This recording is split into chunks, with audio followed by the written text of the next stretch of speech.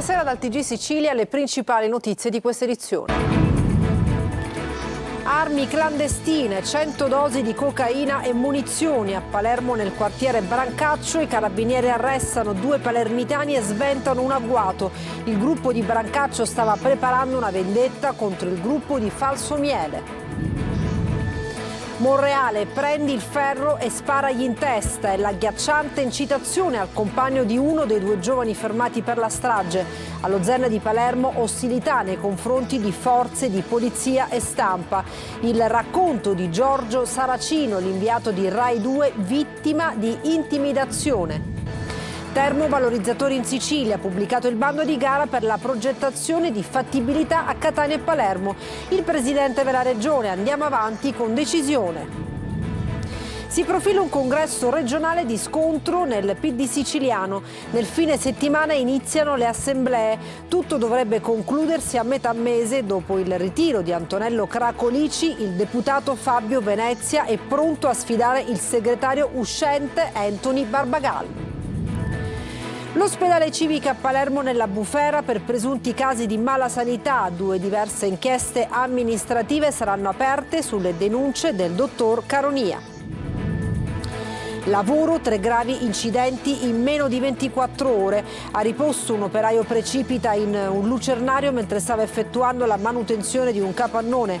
È il 3° caso dopo la donna ustionata alla ST e il giovane caduto dal tetto a San Cataldo. E poi il calcio, il Catania trova il Pescara nel primo turno della fase nazionale dei play-off. Gara d'andata domenica sera al Massimino, in Serie B domani in casa con il Frosinone. Il Palermo prova a mettersi alle spalle il periodo no.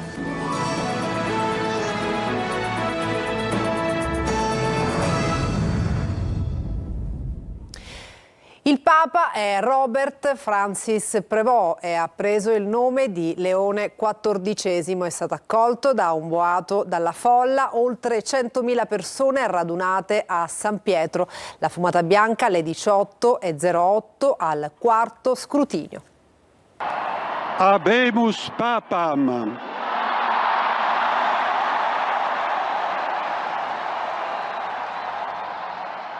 Eminentissimum, ac reverendissimum Dominum, Dominum Robertum Franciscum, Sancte Romane Ecclesiae, Cardinalem Prévost, qui sibi nomen imposuit Leonem XIV.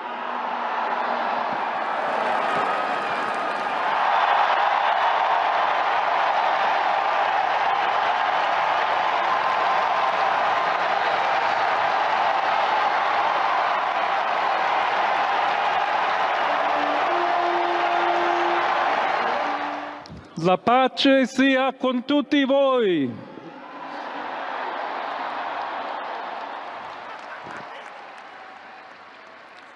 Fratelli, sorelle carissimi, questo è il primo saluto del Cristo risorto, il buon pastore che ha dato la vita per il gregge di Dio. Anch'io vorrei che questo saluto di pace entrasse nel vostro cuore, raggiungesse le vostre famiglie, a tutte le persone, ovunque siano, a tutti i popoli, a tutta la terra. La pace sia con voi. Armi clandestine, 100 dosi di cocaina e munizioni. A Palermo, nel quartiere Brancaccio, i carabinieri arrestano 2 palermitani e sventano un agguato. Il gruppo di Brancaccio stava preparando una vendetta dopo una lite dei primi di maggio contro il gruppo di Falsomiele. Eva Spampinato. Dove? Sono i cani dei carabinieri a fiutare il bottino nascosto sotto la botola di un casolare nel quartiere Brancaccio a Palermo, lo vedete? Dentro la busta di plastica, pistole e munizioni. Palermo ancora una volta si risveglia con un clima di tensione crescente. Una città dove le armi si trovano ormai con la stessa semplicità con cui si trova la droga, facili da reperire, a basso costo e pronte a innescare l'ennesima tragedia. A spegnere la miccia di un raid imminente ci hanno pensato i carabinieri, che con un blitz a Brancaccio hanno fermato 2 giovani, 25 e 26 anni, in possesso di un vero arsenale. Fucili a pompa, pistole con matricole a brase, mazze ferrate, munizioni e oltre 100 dosi tra cocaina e hashish. Per entrambi si sono aperte le porte del carcere Pagliarelli. Tutto sarebbe nato da una rissa ai primi di maggio in vicolo Chiazzese. 2 gruppi di ragazzi, uno di Falsomiele e l'altro di Brancaccio, a confronto a suon di pugni e calci. I secondi, usciti sconfitti, avrebbero organizzato la vendetta, un piano che rischiava di trasformarsi in un agguato di sangue. Un'operazione che si intreccia con una spirale di violenza che soffoca i quartieri popolari del capoluogo, come dimostrano anche i recenti fatti di cronaca di Monreale, dove i ragazzi palermitani erano arrivati armati fino ai denti. In una Palermo sempre più armata, la criminalità non ha volto a solo troppi fucili pronti a sparare. Le agghiaccianti parole di Samuel Acquisto durante la strage di Monreale: prendi la pistola e sparagli sopra. Questo è l'invito all'amico Salvatore Calvaruso. Intanto allo Zen regnano silenzio e ostilità nei confronti di forze di polizia e stampa. Marco Gullà. Piglia o ferro, sparaci in capo. Sono queste alcune delle frasi che, secondo 2 diversi testimoni, Samuel Acquisto avrebbe urlato la notte della strage di Monreale per incitare l'amico Salvatore Calvaruso a far fuoco. Prendi la pistola, sparagli addosso. Parole gridate mentre la piazza era affollata in attesa della festa del Santissimo Crocifisso. Acquisto ha ribadito di non essere stato presente durante la sparatoria, ma ad inchiodarlo, oltre alle testimonianze, ci sono le immagini delle telecamere di videosorveglianza e i tabulati telefonici. Un altro dettaglio inquietante è che alcuni membri del branco arrivato dallo Zen avrebbero mostrato i muscoli in segno di vittoria, con i ragazzi a terra, ricoperti di sangue. Intanto nel quartiere continua a regnare il silenzio e soprattutto ostilità nei confronti di forze dell'ordine e stampa. Qualche giorno fa minacciato di morte questo giornalista di Rai 2. Sgommato e a tutta velocità ci ha puntati davanti anche alla presenza dei carabinieri, passandoci a fianco e evitandoci solamente all'ultimo. Io mi sono ovviamente scansato, l'uomo ha abbassato il finestrino e ha riferito delle parole chiaramente intimidatorie che sul momento non ho capito. Le ha comprese però il mio operatore, che mi ha riferito, avesse detto in dialetto: se non ti levi ti ammazzo. Minacce arrivate anche alla famiglia di Salvatore Calvaruso. Madre, padre e sorella del killer dello Zen hanno lasciato il quartiere. Pubblicato il bando di gara per la progettazione di fattibilità dei termovalorizzatori da realizzare a Bellolampo e nell'area industriale di Catania. Andiamo avanti con decisione, le parole del presidente Schifani. Francesco Triolo. È stata pubblicata la gara per la progettazione di fattibilità tecnico-economica dei 2 termovalorizzatori da realizzare a Palermo e Catania, secondo quanto previsto dalla convenzione che la Regione ha stipulato scorso gennaio con Invitalia per la gestione di tutta la procedura di gara per la realizzazione degli impianti a Bellolampo e nell'area industriale di Catania, siti già individuati dal piano regionale dei rifiuti. Ad annunciarlo è stato il presidente della Regione Renato Schifani, che è commissario straordinario per il completamento della rete impiantistica integrata per la gestione dei rifiuti. L'avviso è pubblicato sulla piattaforma digitale InGate e sulla Gazzetta Ufficiale dell'Unione Europea e prevede l'affidamento di servizi di ingegneria e architettura relativi alla progettazione di fattibilità tecnica e economica, il coordinamento della sicurezza in fase di progettazione, la redazione della relazione geologica e del piano economico finanziario di massima. L'importo dell'appalto per la progettazione ammonta a quasi 22 milioni di euro. Le risorse complessivamente destinate alla realizzazione dei 2 impianti provengono dall'accordo per la coesione stipulato a maggio 2024 tra il presidente Schifani e il presidente del Consiglio dei Ministri Meloni e ammontano a 800 milioni di euro. Per il presidente Schifani è un altro passo avanti verso l'addio alle discariche ed evitare la costosa spedizione di rifiuti all'estero. Andiamo avanti con decisione. Le sue parole. Il termine per la presentazione delle richieste di chiarimento è fissato al 2 giugno, quello di ricezione delle offerte alle 15 del 9 giugno, mentre l'apertura delle offerte avverrà alle 15:30 dello stesso giorno. Si profila un congresso regionale di scontro nel PD siciliano. Nel fine settimana iniziano le assemblee. Tutto dovrebbe concludersi a metà mese dopo il ritiro della candidatura da parte di Antonello Cracolici. Il deputato Fabio Venezia è pronto a sfidare il segretario uscente Anthony Barbagallo. Maglio Viola. È Fabio Venezia, deputato regionale ed esponente della corrente Bonaccini del PD, il probabile sfidante di Anthony Barbagallo per la guida del Partito Democratico in Sicilia. Dopo il ritiro della disponibilità da parte di Antonello Cracolisci, presidente della Commissione regionale antimafia, e dopo l'accordo raggiunto fra l'uscente Barbagallo e la corrente Cooperlo che porta Valentina Chinnici quale candidato vice segretario proprio di Barbagallo, l'ipotesi Venezia sembra l'unica praticabile per una sfida a due. Nel fine settimana iniziano le assemblee programmatiche e a metà mese ci sarà il voto, ma il vero tema è l'accessibilità delle regole che secondo gli oppositori di Barbagallo non sono del tutto chiare e certe. Il clima nel PD è estremamente teso e secondo Cracolisci c'è una scollatura fra la segreteria del partito a livello regionale e il gruppo parlamentare, critica che ha mosso proprio nel ritirare la sua disponibilità. In quella occasione l'attacco è partito anche alla volta della segreteria nazionale di Ellis Klein, rea di un imbarazzato silenzio sulle cose siciliane, nonostante il commissariamento del percorso per il congresso. Scontri e silenzi invece sono solo costruzioni di chi vuole andare sui giornali, secondo il segretario uscente e candidato a succedere a se stesso, Anthony Barbagallo. L'ospedale civico a Palermo nella bufera per presunti casi di malasanità. 2 diverse inchieste amministrative saranno aperte sulle denunce del dottor Caronia. Maglio Viola. Approda alla Regione il nuovo caso di malasanità denunciato da un medico dell'ospedale civico che ha raccontato pubblicamente di interventi non necessari, cartelle cliniche alterate, liste d'attesa bypassate e tanto altro, fino ad arrivare alla morte di una paziente a causa di una operazione che secondo il sanitario non si sarebbe dovuta eseguire affatto. Le vicende denunciate sono talmente gravi che il presidente della Regione Renato Schifani intende andare a fondo su quanto accaduto. Ieri il dottor Francesco Caronia, che dopo una prima denuncia anonima ha deciso di metterci la faccia, è stato ricevuto dall'assessore regionale alla salute Daniela Faraoni, che conferma come già si sia all'opera per una indagine interna, ma invita a non criminalizzare un intero ospedale. Il fenomeno che può essere accaduto in una circostanza seppur gravissimo e la cui gravità va accertata e sicuramente è il nostro impegno a doverla accettare nel più breve tempo possibile, siamo già all'opera.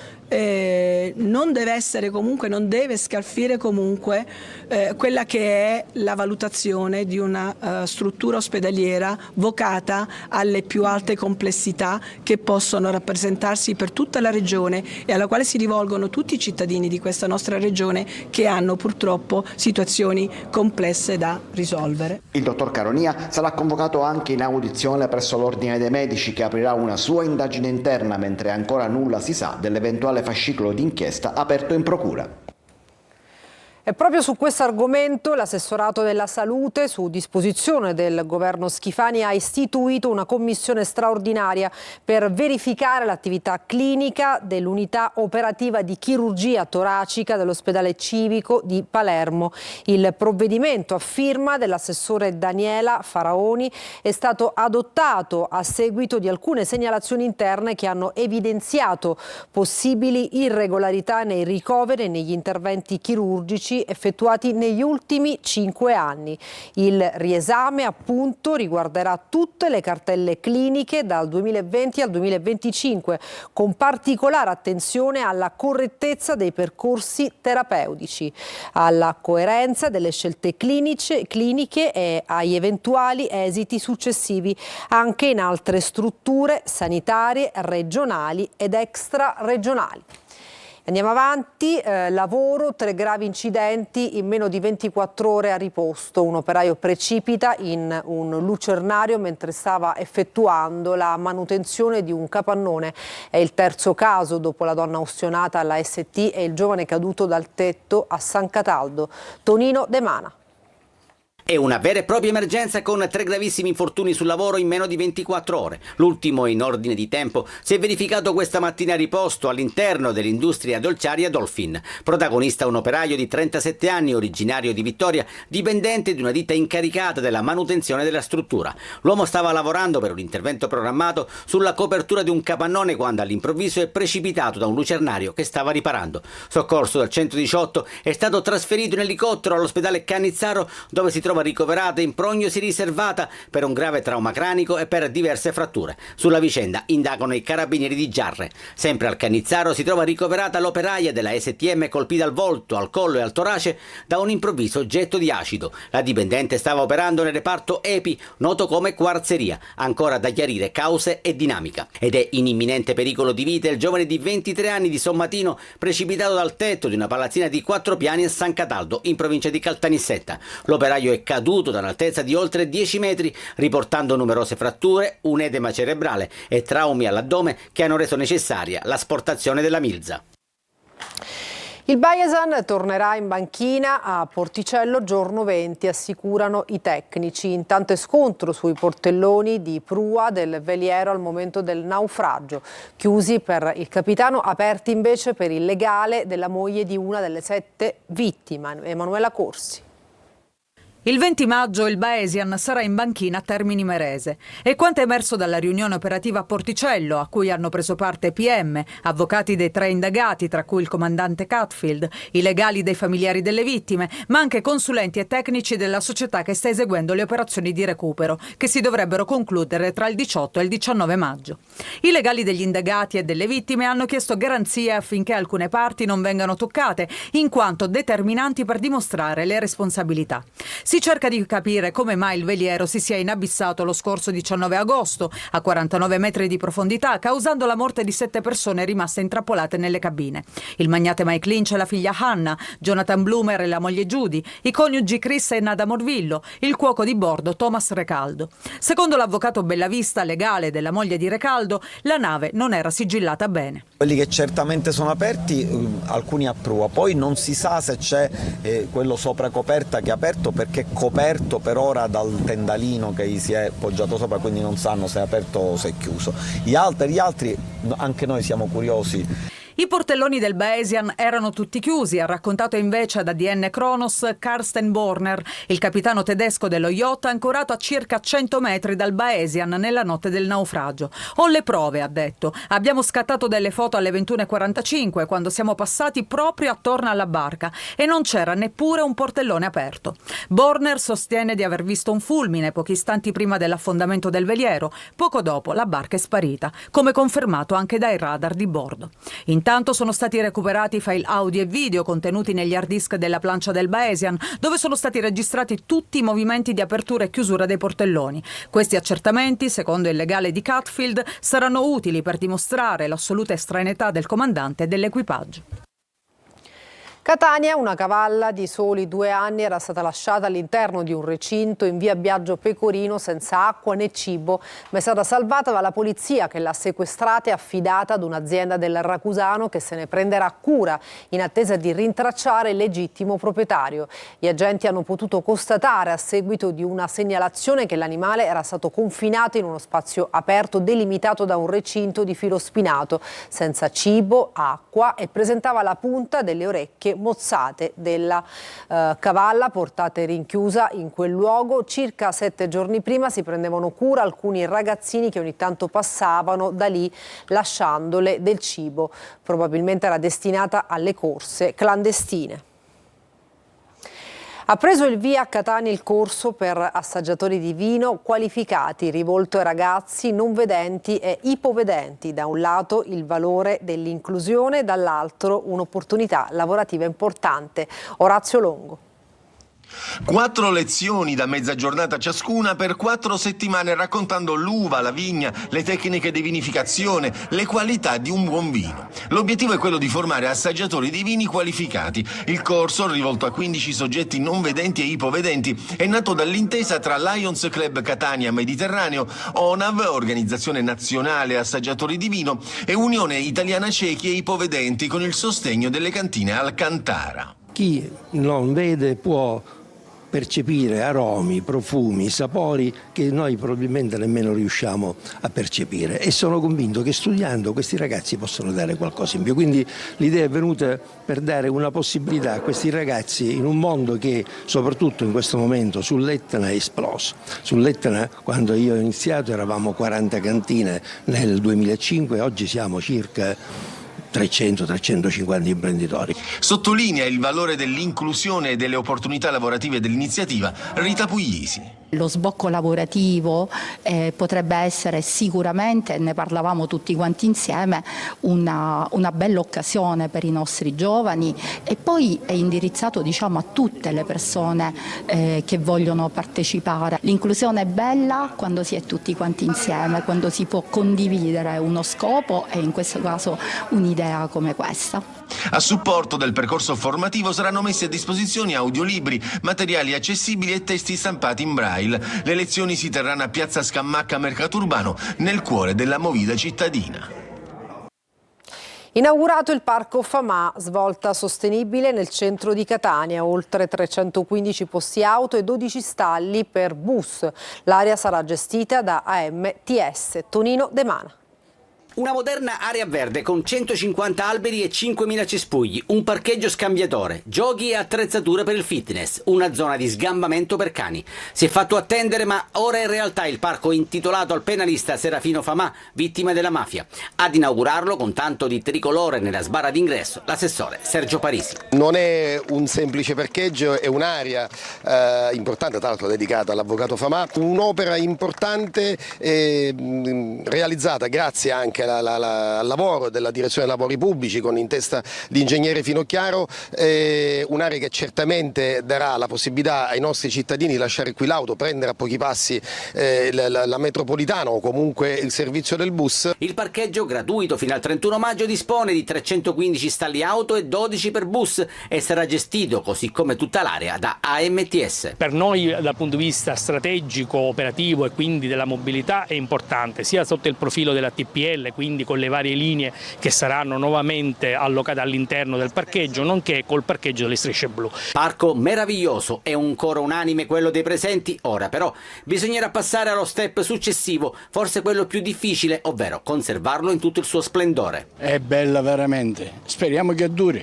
È veramente meravigliosa e così via, però a 2 passi da qua abbiamo il largo Bordiera abbandonato da anni. Sono stati installati anche un impianto di illuminazione ad energia solare, un sistema automatizzato per il controllo degli accessi e ben 75 telecamere.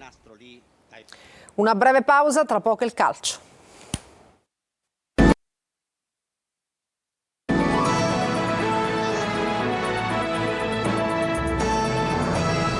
Bentornati al TG Sicilia, siamo al calcio. Il Catania trova il Pescara nel primo turno nazionale dei play-off, partite di andata e ritorno con la prima sfida al Massimino.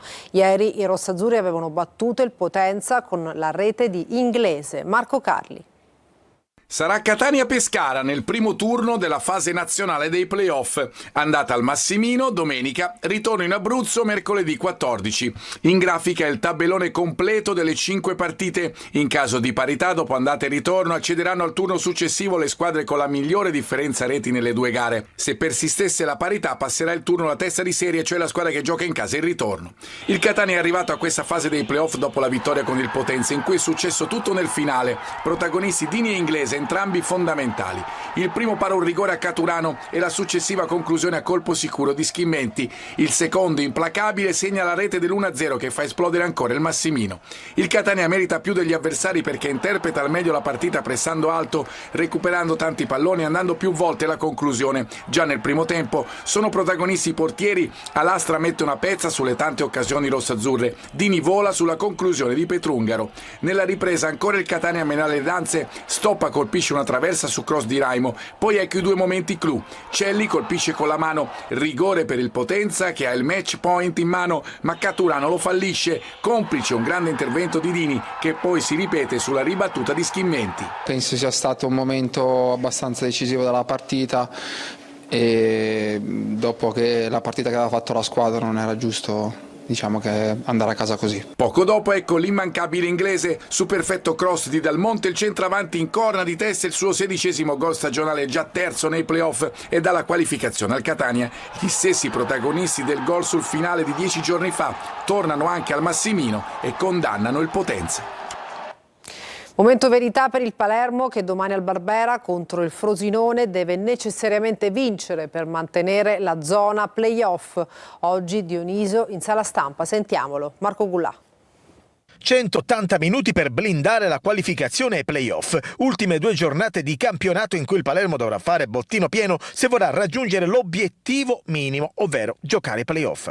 Oggi vigilia di match, domani al Barbera arriva il Frosinone, poi martedì sera, sempre in casa, i siciliani affronteranno la Carrarese. Palermo che è settimo con un solo punto di vantaggio sulla nona che è il Cesena, che domani giocherà sul campo del Cosenza, già retrocesso. La formazione di Dionisi ha il suo destino in mano, con 2 vittorie e potrebbe anche sperare nel 6º posto, ma occorrerà svoltare dopo 2 sconfitte consecutive. Ci sarebbero tante domande, alle tante domande dovrei dare tante risposte.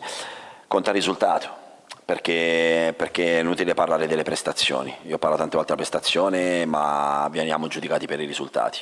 Quindi abbiamo ottenuto tanti risultati negativi, nelle ultime 2 partite 2 risultati negativi, e ci dobbiamo riscattare nella prossima. A cosa ci aggrappiamo? Ci aggrappiamo al fatto che rispetto a un po' di tempo fa abbiamo una situazione di classifica migliore, non è quella, l'ho già detto e ridetto, non è quella desiderata, non è quella voluta da me, dal gruppo squadra, dalla società. Poi Ampalo si è inceppato nelle ultime 3 gare, nessun gol e un rigore sbagliato. Domani però sarà lui a guidare l'attacco dei rosanero. Brunori trequartista assieme a Segre. Ceccaroni in difesa è ancora out. Di Francesco in vantaggio sul Lund. Frosinone alla ricerca disperata di punti per evitare la zona play-out. Domani al Barbera, fischio d'inizio alle 20:30. E adesso una pausa, tra poco altri aggiornamenti.